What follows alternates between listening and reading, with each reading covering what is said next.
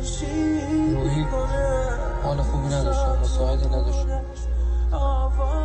خبرهای ناگوار و ناجور فضای مجازی، مرگ و میر و شلوغی ها و اتفاقای بدی که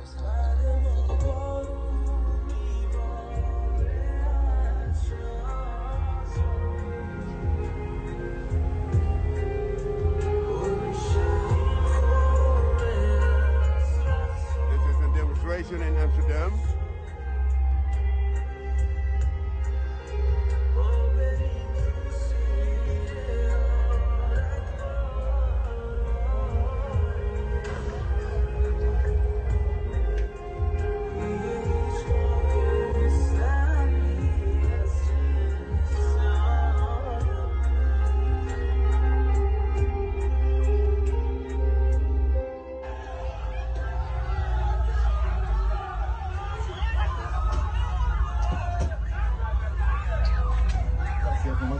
شما کجا خواب میکنه؟ دوست ندارم گریه کنن سر مزار.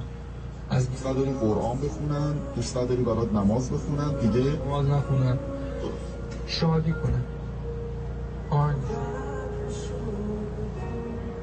This is in Amsterdam, on the Dam.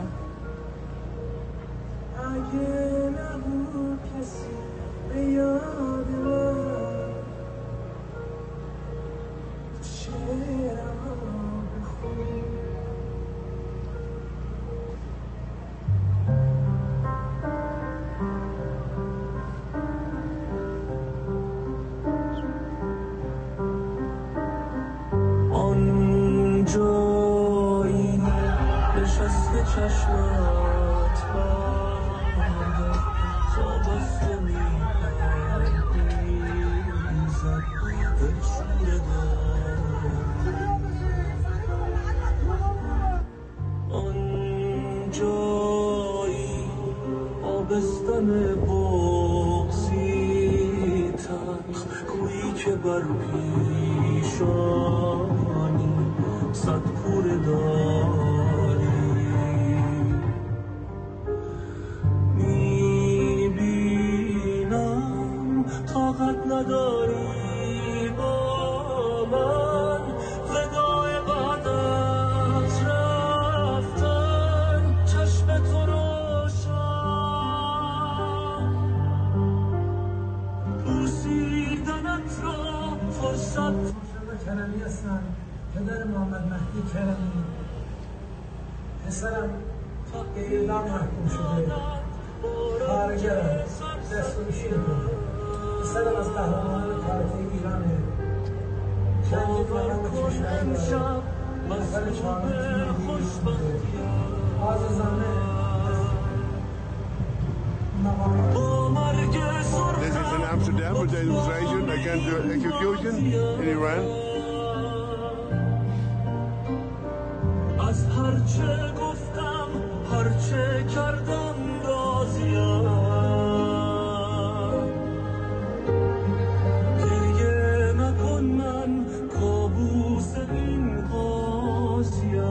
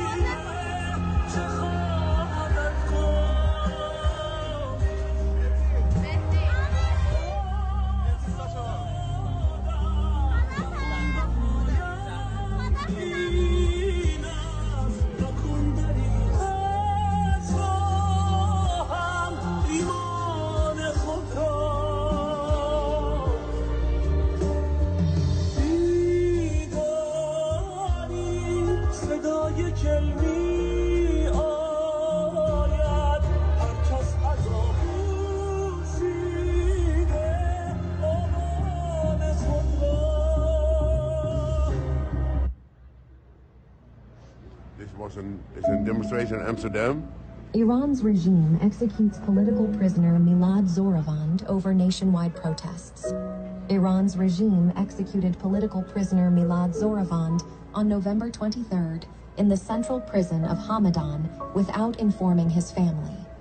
Zoravand, 21, who hailed from Malayer, western Iran, was injured and arrested by security forces on October 27, 2022, during the nationwide uprising that began in September after the regime's so-called morality police murdered 21-year-old Masa Amini for supposedly violating the regime's misogynistic dress code. The regime's criminal judiciary sentenced Zoravand to death on the charges of killing a member of the Revolutionary Guards, IRGC. The regime's Supreme Court later upheld the death sentence. After the criminal secret execution of Zoravand, the regime dispatched security forces across the city of Malayer in anticipation and fear of anti-regime protests. On November 24th, the regime buried the body of Milad Zoravand in Hamadan's cemetery. Only 20 of his relatives were allowed to attend the ceremony, which was held under severe security measures. The regime refused to allow Zoravand's family to bury his body in his hometown of Malayer. Milad Zoravand was the 8th political prisoner to be executed in relation to Iran's 2022 nationwide uprising. During the uprising, regime security forces killed more than 750 civilians and arrested tens of thousands. Dozens were sentenced to death. Prisoners were brutally tortured and mistreated, and several prisoners committed suicide after their release due to the stress caused by the torture and reports that regime authorities injected them with drugs that caused severe depression.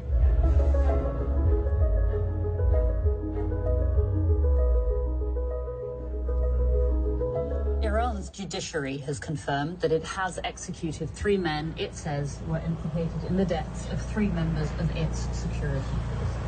It is in Amsterdam. I'm there on the dam. Of drawing a gun during a protest last year in the central city of Isfahan. The protest was sparked by the death in custody of Gina Masha Amini, who'd been arrested for an alleged breach of female dress code. Families and supporters had held nightly vigils outside the prison in which the men were being held. Amnesty International said the men's trial was flawed and used, quote, torture-tainted confessions.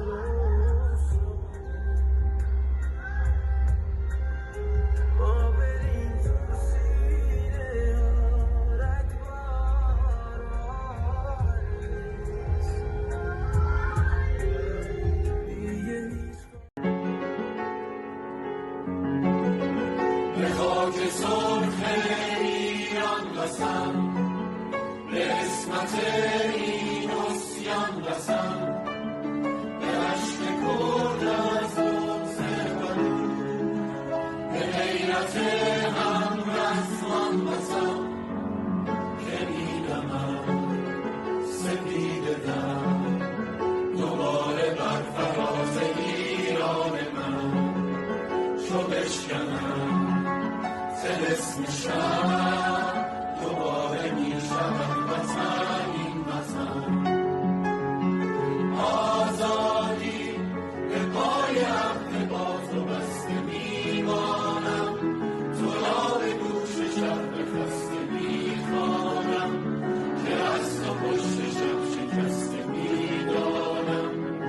آزادی به نای بار رد صدا کردیم، ما دیگر ز راه رفته بر نمیگردیم، که هیچ شفق یادگار است عاشقانه خفته در خون میمانم. قسم به دریای اشک و خون، به جوشش سیلاب